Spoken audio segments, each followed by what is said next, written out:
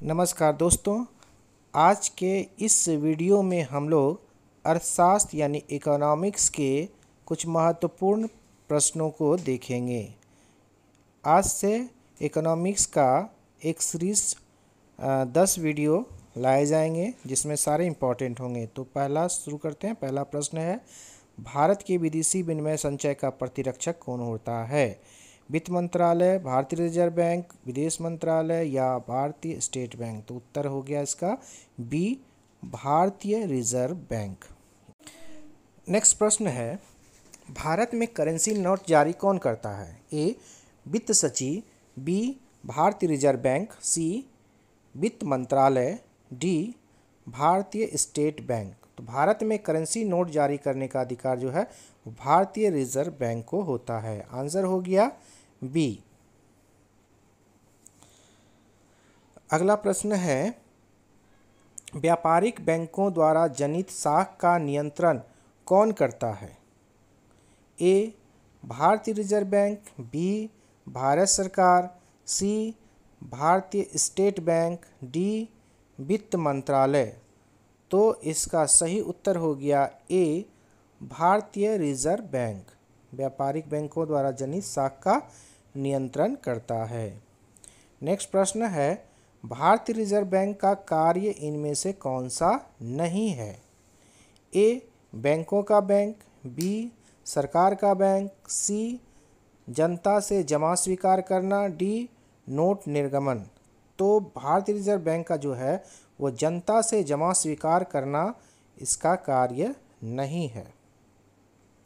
Next प्रश्न है, भारतीय रिजर्व बैंक का कार्य इनमें से कौन सा नहीं है? ए, मुद्रा योजना बनाना, बी, भारत में सभी बैंकों पर नियंत्रण करना, सी, निर्यातकर्ताओं को ऋण देना, डी, करेंसी नोट जारी करना? तो इसका जो सही उत्तर हो गया वो हो गया सी, निर्यातकर्ताओं को ऋण देना रिजर्व बैंक का कार्य नहीं है। छठा प्रश्न है, आरबीआई का यानी रिजर्व बैंक ऑफ इंडिया का मुख्यालय कहाँ स्थित है? कोलकाता, मुंबई, चेन्नई या दिल्ली? तो इसका सही उत्तर है बी, मुंबई। आरबीआई का मुख्यालय मुंबई में स्थित है। अगला प्रश्न है, बैंक की नई शाखाएं खोलने के लाइसेंस किसके द्वारा दिए जाते हैं? ए, भारतीय बैंक संघ, बी, आरबीआई, सी, राज्य स्तरीय बैंकर समिति, डी, वित्त मंत्रालय? तो इसका सही उत्तर हो गया B, RBI, reserve bank of India, भारतीय रिजर्व बैंक के द्वारा। नेक्स्ट प्रश्न है, भारत में किसे बैंकों का बैंक कहा जाता है? भारतीय state bank, bank of India, central bank of India या भारतीय रिजर्व बैंक? तो भारत में बैंकों का बैंक जो है वो भारतीय रिजर्व बैंक को कहा जाता है। उत्तर हो गया डी। नौवां प्रश्न देखते हैं, भारत का सबसे बड़ा बैंक कौन सा है? भारतीय state bank, central bank of India, bank of India या भारतीय रिजर्व बैंक? तो भारत का जो है सबसे बड़ा बैंक है वो डी, भारतीय रिजर्व बैंक है। दोस्तों वीडियो अगर अच्छा लगे तो वीडियो को लाइक ज़रूर कर दीजिएगा। अगला प्रश्न है, कौन सा बैंक भारत का केंद्रीय बैंक है? A, Bank of India, B, Reserve bank of India, C, State Bank of India, D, Union Bank of India? तो बैंकों का केंद्रीय बैंक जो है वो रिजर्व बैंक ऑफ इंडिया को कहा जाता है, यानी भारत का केंद्रीय bank reserve bank of India है। अगला प्रश्न है, गिल्ट एंड बाजार, गिल्ट एंड बाजार किसे कहा जाता है? सोना चांदी, सराफा को, भारतीय प्रतिभूतियाँ, निगम, ऋण पत्र या कटे फटे पुराने करेंसी नोट? तो गिल्ट एंड बाजार को जो है वो सरकारी प्रतिभूतियों को कहा जाता है।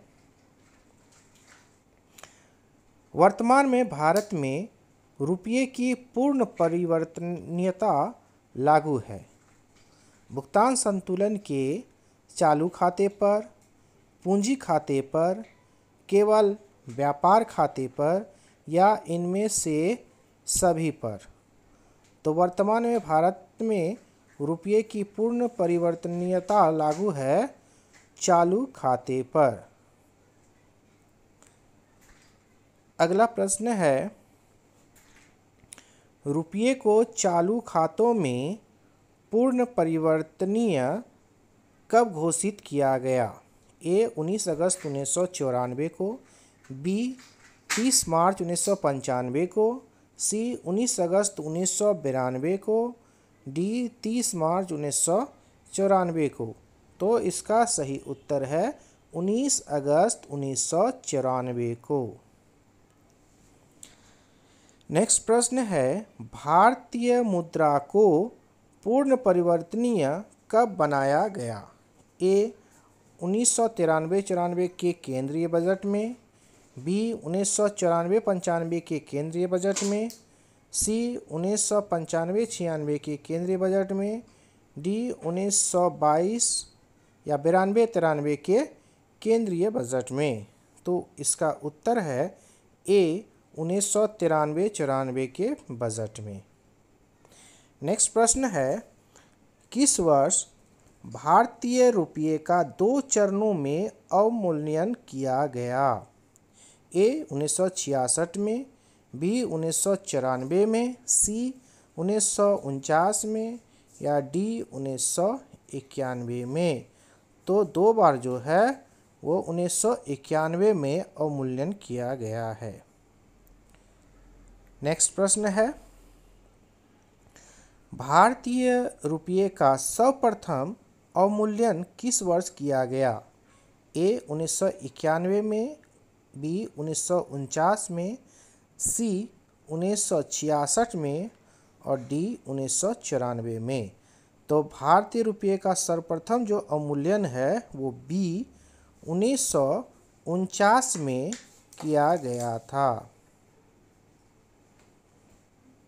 दोस्तों, अगर आपने हमारे चैनल को सब्सक्राइब नहीं किया है तो प्लीज़ चैनल को सब्सक्राइब कर दीजिएगा और वीडियो अच्छा लगे तो वीडियो को लाइक भी कर दीजिएगा और शेयर भी कर दीजिएगा। नेक्स्ट प्रश्न है, भारतीय रुपये का अंतिम बार किस वर्ष अवमूल्यन किया गया था? ए 1966 में, बी 1994 में, सी 1949 में, डी 1991 में।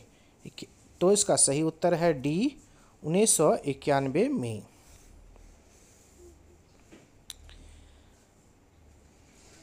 नेक्स्ट प्रश्न है, अब तक भारतीय रुपये का कितनी बार अवमूल्यन किया जा चुका है? अब तक भारतीय रुपये का कितनी बार अवमूल्यन किया जा चुका है? ए 1 बार, बी 2 बार, सी 3 बार, डी 4 बार। तो इसका सही उत्तर है सी 3 बार इसकी अवमूल्यन किया जा चुका। रुपये का अवमूल्यन 3 बार किया जा चुका है। अगला प्रश्न है, भुगतान संतुलन के विपरीत होने की दशा में निम्नलिखित में से कौन सा कदम स्थिति सुधरने में सहायक होगा? ए विमुद्रीकरण, बी अवमूल्यन, सी अधिमूल्यन, डी इनमें से कोई नहीं। तो भुगतान संतुलन के विपरीत दशा होने पर जो है वो अवमूल्यन जो है स्थिति सुधारने में सहायक होगा। अगला प्रश्न है,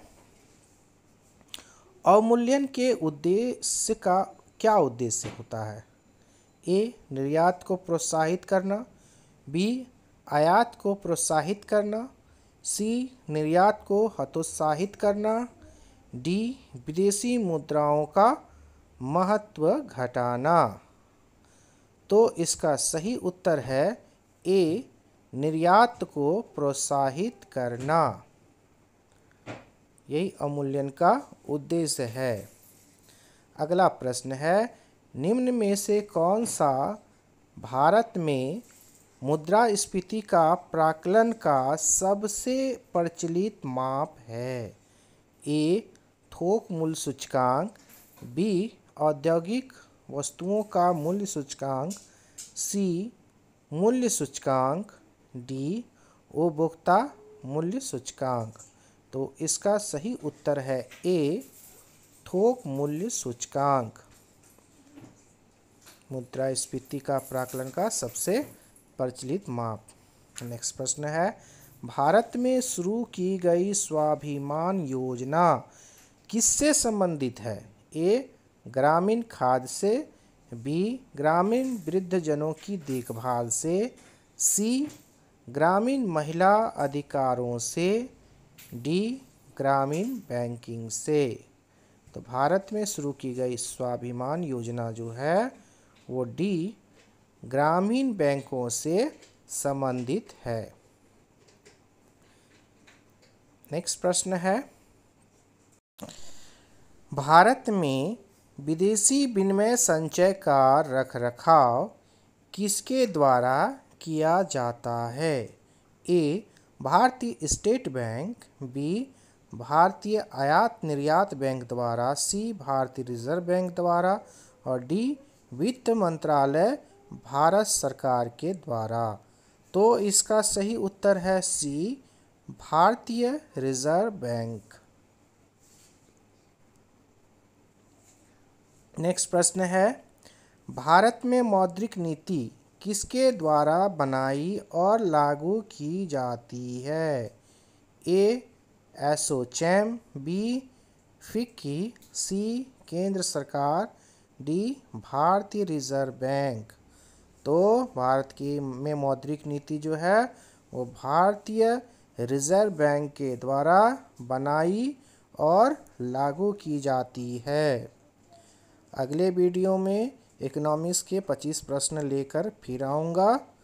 तो लिखते हैं अंतिम प्रश्न, निम्न में से कौन सी समिति बैंकिंग क्षेत्र में सुधार से संबंधित है? ए नरसिंहन समिति, केलकर, एल.सी. गुप्ता या चक्रवर्ती समिति।